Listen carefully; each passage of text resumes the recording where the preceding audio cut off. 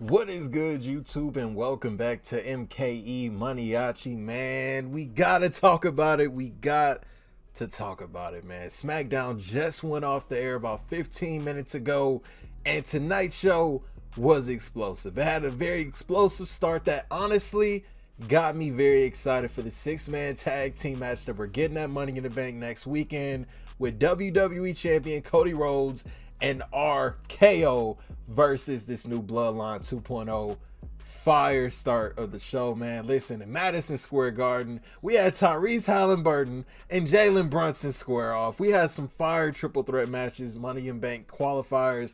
Listen, man, but the most talked about segment from tonight is gonna be that acknowledgement ceremony for Solo Sikoa, man. Listen, Paul Heyman, let's acknowledge Paul Heyman. That's the biggest thing right now. Let's acknowledge Paul Heyman. Just the look, man. He grew out the beard. He looked like he hasn't slept in weeks. He's stressing to the max. Listen, Solo told Paul Heyman, Jacob Fatu was too dangerous. He's right. He's not going to be there. Well, guess what? Solo Sikoa lied. He lied. As soon as the ceremony started, listen, he brought out Jacob. He already had Tonga and Tama next to him. Paul was in the ring. He brought Jacob out. Fire entrance, by the way, no pun intended. But damn it, that entrance was great for Jacob Fatu. Now, so the ceremony goes. Ceremony kicks off. Tama Tonga acknowledges Solo Sikoa. Tonga Loa acknowledges Solo Sikoa. Jacob Fatu acknowledges Solo Sikoa. Now all that's left is for Paul Heyman to officially anoint Solo Sikoa as the tribal chief. And like I said, Paul looked like he been through hell. And just when you think Paul Heyman is gonna fully acknowledge Solo, listen, Heyman said, I can't do it. Heyman said, you're not my tribal chief. You are not the tribal chief. And honestly, it's been a long time. I can't remember the last time Paul Heyman took a bump. Y'all kind of refreshed my memory, but I want to say it was some years ago. It was definitely some years ago, man. But damn it, the Samoan spike to Paul Heyman from Solo Sikoa looked brutal. It looked brutal. And then the assault afterward, them power bombing, just all three throwing Paul Heyman through the announce table. That looked crazy. So even more, I already had a ton of respect for Paul Heyman before, but damn it, it's through the roof right now, man. Paul Heyman has done so much for the business of professional wrestling, man. You got to give the man his flowers. He made what happened, that moment, that assault, he made it look like money.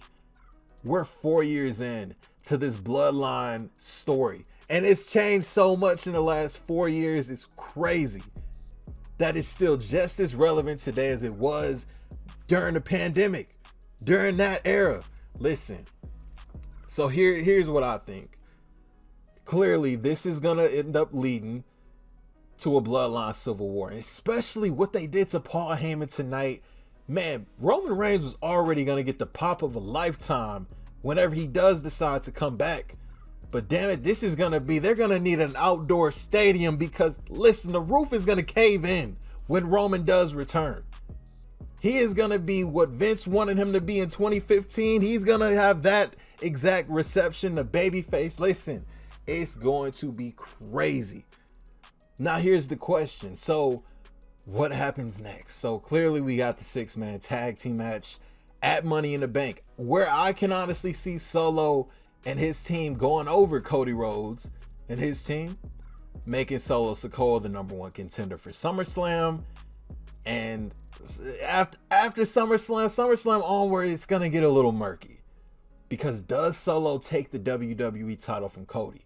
I don't think Cody Rhodes is going to keep that championship all the way to WrestleMania. I do not think he's going to have a year-long title run. He's going to have to lose it at some point. What if he loses it to Solo Sikoa? Just some food for thought. Not saying that it's the right decision, not saying it's a wrong decision, but it's a real possibility that it could happen at SummerSlam. Roman Reigns could also return at SummerSlam. Roman could return at SummerSlam. He could confront Solo Sikoa and this Bloodline 2.0, and the Civil War can start leading into Survivor Series. Or they can stretch this Bloodline 2.0 thing out for the rest of the year if they wanted to. Listen, it's fresh. We got 3 new signees. 3 new signees of this Bloodline 2.0. Let's add further validation to just how heel and just how badass this faction is. Bloodline 2.0 ran by Solo Sikoa. Just how malicious all 4 of them are. Let's maybe put the title on Solo Sikoa. Like I said, it might not be the smartest. I don't know. It's all opinionated. But if Roman doesn't come back for at least the rest of this year, putting the title on Solo Sikoa doesn't sound like such a bad idea. Just my opinion. You don't have to agree with it. I know a lot of people won't agree with it, but it kind of seems more like a possibility. It seems more like a possibility, man.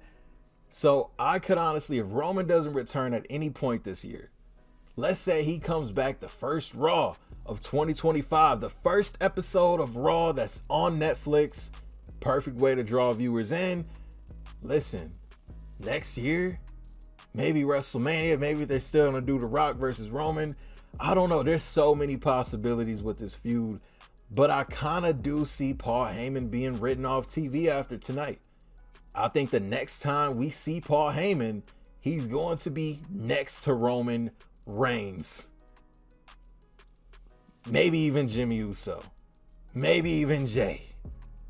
It's going to go down. So much can happen. So much can happen, man. But I gotta say, tonight's segment, what happened with Paul Heyman, yo, Paul Heyman is a real one for that. Yo, that made, yo, Solo and this new Bloodline 2.0, the most hated on Raw, SmackDown, NXT, whatever. In any wrestling company, they tonight have become the most hated team in the entire world of professional wrestling at the moment because of what they did to Paul Heyman tonight. They showed no remorse, man. I'm excited. Listen, I'm here for the ride. I'm here for the ride. Man, I do hope Paul is okay. I think he is okay. But damn it, that looked brutal, man. So y'all let me know y'all thoughts and opinions on this. What's next? Does Solo take the title off of Cody? Do you think Solo could take the title off of Cody? Or is he just not that good of a choice to take the title off Cody? Who would you want to see take the title off him? Because honestly, bro, I think this Bloodline 2.0 is going to be running SmackDown for the foreseeable future. So sound off in the comment section down below. If you are new to the channel and enjoy wrestling content like this, hit that subscribe button for me. And until the next video, I'll see y'all there. And thank you for watching MKE MANIACI. I'm out.